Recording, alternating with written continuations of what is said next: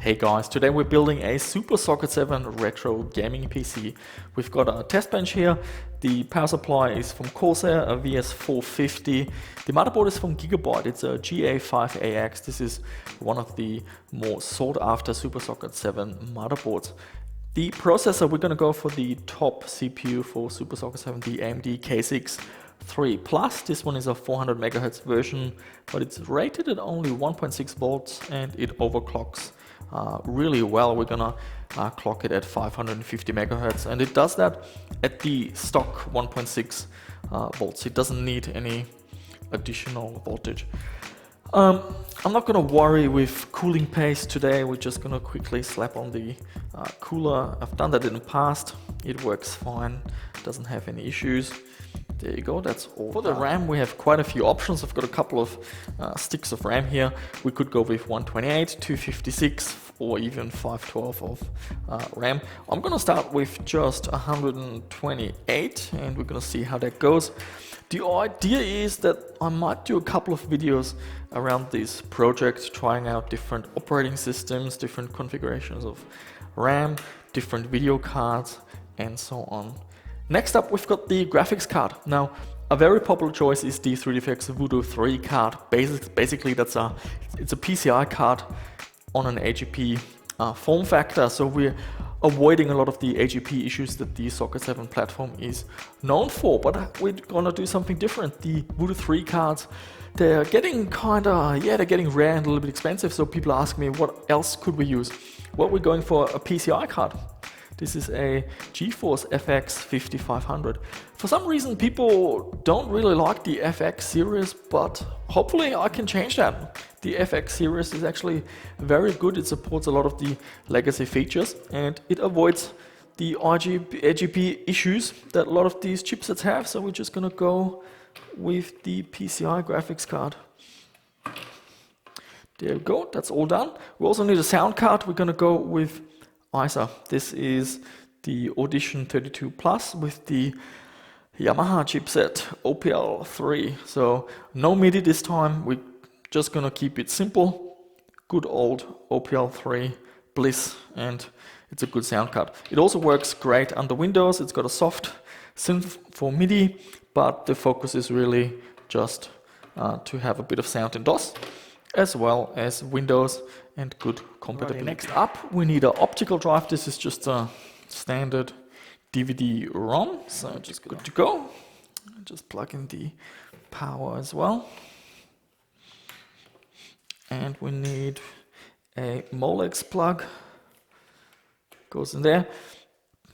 We also need a hard drive. We're gonna go old school today. This is a Seagate Barracuda ATA4. 80 GB hard drive. It's got some jumpers in the back. It's jumpered for master as well as the 32 GB capacity limit. It's not really needed, but I just want to demonstrate that feature, so I set that jumper. Go. There you go. This is our retro gaming PC. So I'm going to take this, hook it up to my capture PC. Gonna install Windows 98 and we're gonna do some game testing and some benchmarks and see what this machine can do.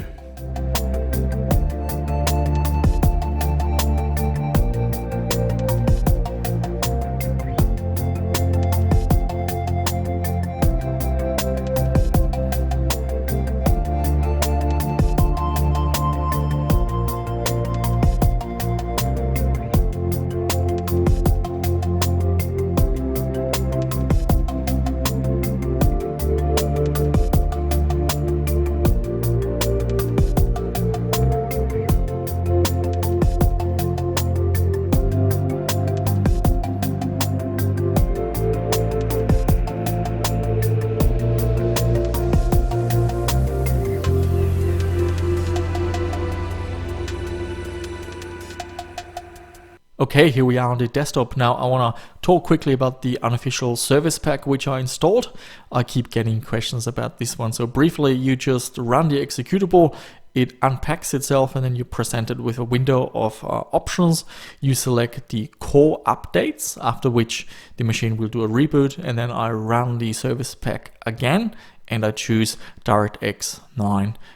Okay, what we're going to do next is boot into MS-DOS mode. Now, the sound card configures the MS-DOS mode for you. It puts some details into the DOS start batch file. Now, I've done a project, the MS-DOS mode, super easy. There's a video link in the description. Basically, all it is, there's a shortcut on the desktop, and you put a drivers directory onto the C drive, and that's it. You double click on the shortcut, it boots into MS-DOS mode. You choose the memory options, and that's it. It will also load the sound driver. Now, quickly going to talk about the sound driver for the YMF718 software. It needs a bit of tweaking.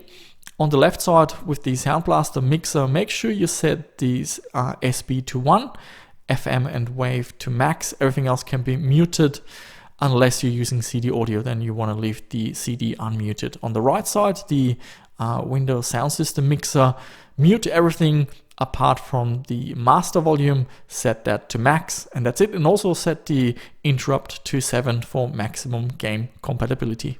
Let's have a quick look at some DOS benchmarks. So I've got benchmarks here for 320 by 200. Performance is very decent. The only thing that stands out are the Doom results. They are quite low, but I've confirmed that with a friend of mine who encountered similar cards, similar issues with a FX 5200 card. Looking at high resolution, the results could be higher. However, they're a little bit misleading. These benchmarks are quite demanding, and unless you are really set on playing Quake, you will find 640 by 480 DOS performance actually quite decent. So what we're gonna look at next are some DOS games, how they perform. We've got a range from games running on a 386 all the way up to games that need something faster that run at 640 by 480.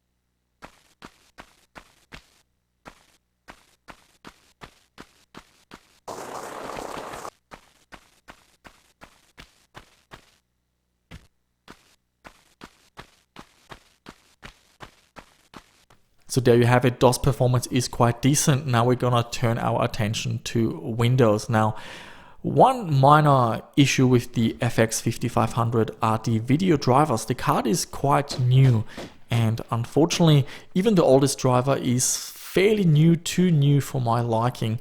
And the older drivers for the FX 5500, they've got issues with VSync. Basically, VSync is constantly locked, and you can run a later driver, for example, the very latest driver. However, I had issues with those drivers as well. None of the games would work, and DirectX Diagnostic would tell me I don't have a 3D capable video card. So there's a easy fix. I had a look on this website, GPU Review. It's a good website that tells you about the video cards, and it turns out that the FX 5200 and the FX 5500, they kind of seem like to be the same cards. They have got the same chip, it seems, and the clock speeds are just a little bit different. So all you do is you force a driver, and the one I recommend is version 45.23, and you just force it, install it as an FX 5200, and everything works. VSync controls work, the games are compatible, and I didn't have any issues. So that's what I used. So let's have a look at some Windows benchmarks. So in the 3D Mark benchmarks, we can see that we are basically running into a CPU limitation. They're all fairly consistent. Looking at the direct 3D benchmarks, we've got incoming and expandable. Incoming runs really good. Expandable, yes, it needs a faster processor. So that's a game that's better off played on a Pentium 3. Looking at OpenGL, these games run a little bit better. GLQuake and Quake 2, they run really well. Quake 3 and MDK 2, they're a little bit too modern. They're definitely playable, but far from optimal, which for me is 60 FPS or higher. But it's all about the game, so we've got a couple of games here, seeing what the machine can do with the frame counter, and also on an overlay what game it is and from what year.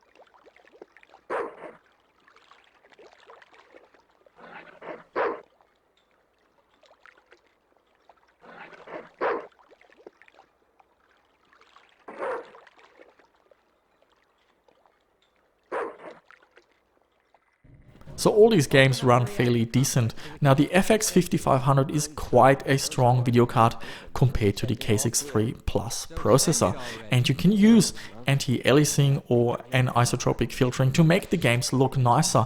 I've done that with Half-Life, and you've got an FPS counter here, and I put the settings onto the screen, and even with 4x anti-aliasing as well as 8x anisotropic filtering, it hardly slows down. So this is definitely a card that lets you turn on some of these features with these older games. So let's wrap it all up. In conclusion, this is a really good hybrid PC, excellent for DOS games. Doesn't matter if they're from the 386 era and speed sensitive, you can just turn off the caches using software or through the BIOS. And you're looking basically at 10 years of retro gaming from the late 80s to the late 90s.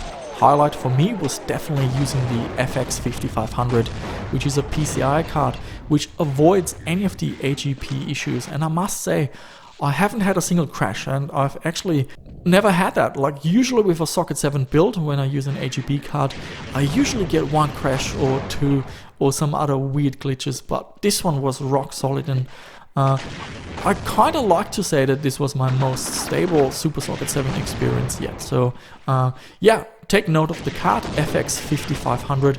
I think it's a really good card, and I will certainly check out this card in more detail going forward in future projects.